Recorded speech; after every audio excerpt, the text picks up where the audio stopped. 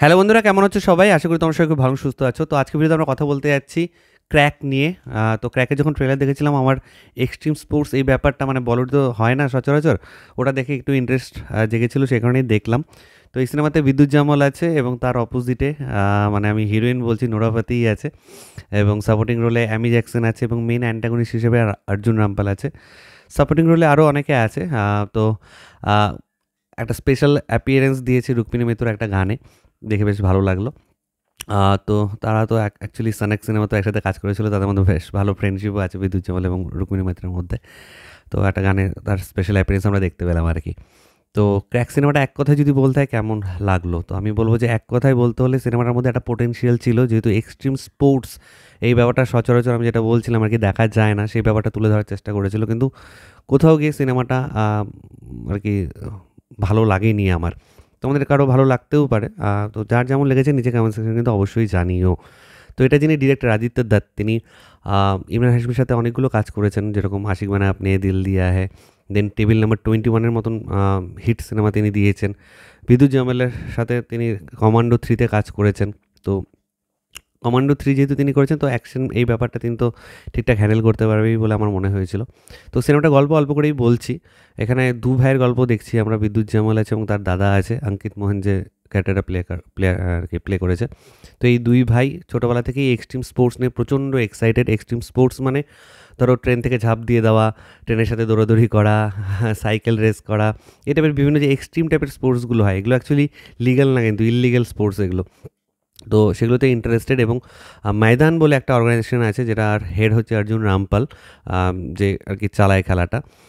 তো সে কী করে, ধরো তুমি কিছু জানো, তুমি কিছু করলে সেটা ভিডিও করে আপলোড করে দিলে অর্জুন রামপাল এবার তোমাকে দেখে একসেপ্ট অথবা রিজেক্ট করবে। যদি একসেপ্ট করে তাহলে তোমাকে ডাকবে, ডেকে সেখানে একটা গ্রুপ ফর্ম হবে, সেই গ্রুপের মধ্যে থেকে বিভিন্ন রেস, বিভিন্ন লেভেল পেরিয়ে তোমাকে বিভিন্ন টাকাও দেওয়া হবে প্রত্যেকটা লেভেলের জন্য, এবং ফাইনালি জেতার পরে অর্জুন রামপালের সাথে তোমাকে খেলতে হবে, এরকম আর কি। তো প্রথম বিদ্যুৎ জামালের দাদা যায় এবং দাদার ফিরে আসে না। তো তারপরে বিদ্যুৎ জামালও সেখানে যায়, এবং সেখানে গিয়ে তার দাদার সাথে অ্যাকচুয়ালি কী হয়েছিল সেটা আমাদের টুইস্টের আকারে একদম সিনেমার শেষে দেখানো হয়। মানে কে করেছে, কী করেছে আর কি।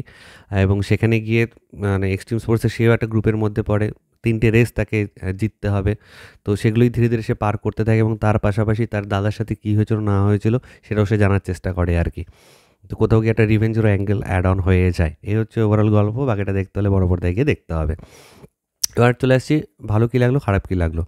সবার ফার্স্ট যদি ভালো দিকে আমার কী লেগেছে, আমি বলবো যে এই সিনেমার বিদ্যুৎ জামালের অ্যাকশন, নো ডাউট মানে বিদ্যুৎ জামাল এক্সট্রিম স্পোর্টস এ ব্যাপারটা বিদ্যুৎ জামাল, তারপরে তোমার টাইগার শ্রফ, আমাদের বলিউডে যারা মানে ফিটনেস ফ্রিক যারা আছে তাদের সাথেই বেশ ভালো যায়, এবং বিদ্যুৎ জামাল এটা খুব ভালোভাবেই পারফর্ম করেছে, অ্যাকশন স্টান্টের যে ব্যাপারটা আছে সেই ব্যাপারগুলো।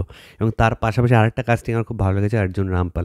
তার এখানে স্টান্ট অত নেই, কিন্তু তার এক্সপ্রেশন, এবং লাস্টে একটা ফাইট আছে অ্যানিমেলের মতন আর কি, ছোট্ট ফাইট, বেশি বড় ফাইট না, সেটাও বেশ ভালো। তো অর্জুন রামপাল এবং বিদ্যুৎ জামাল এই ফেস অফ ব্যাপারটা আমার বেশ ভালো লেগেছে।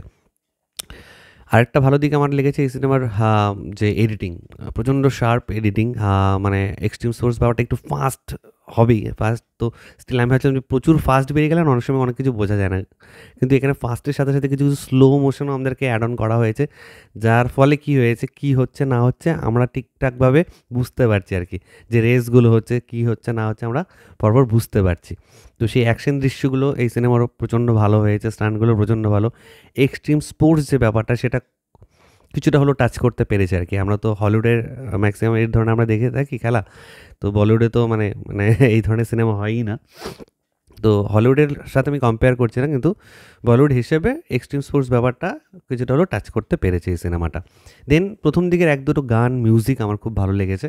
ব্যাকগ্রাউন্ড স্কোর একটু লাউড, তবে এই ধরনের সিনেমার জন্য একটু অ্যাড্রিনালিন রাশ দেওয়ার জন্য এই ধরনের ব্যাকগ্রাউন্ড স্কোরই ইউজ করা হয়। তো এই হচ্ছে ওভারঅল ভালো দিক।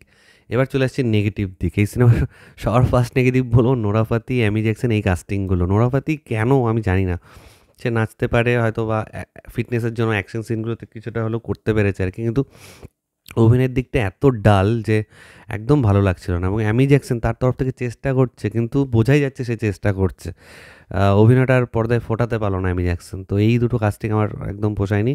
রাদার আমি বলবো যে অর্জুন রামপালের বাবা, পালক বাবার ক্যারেক্টার যে করেছে তার রাইট হ্যান্ড যে করেছে, এই ছোটো ছোটো ক্যারেক্টারগুলো রাদার ভালো কাস্টিং হয়েছে আর কি। আরেকটা নেগেটিভ আমি বলবো এই সিনেমাটা রানিং লেন্থ কিছু কিছু জায়গা মানে তুমি বুঝতে পারবে যে ড্র্যাগ করা হচ্ছে, এই ড্র্যাগগুলো কোনো দরকারই ছিল না। এই ড্র্যাগিং করতে গিয়ে সিনেমাটা কিছুটা লেন্দি হয়ে পড়েছে। এই সিনেমাটা 1 ঘন্টা 40 মিনিটের হলে মনে হয় খুব ভালো হতো।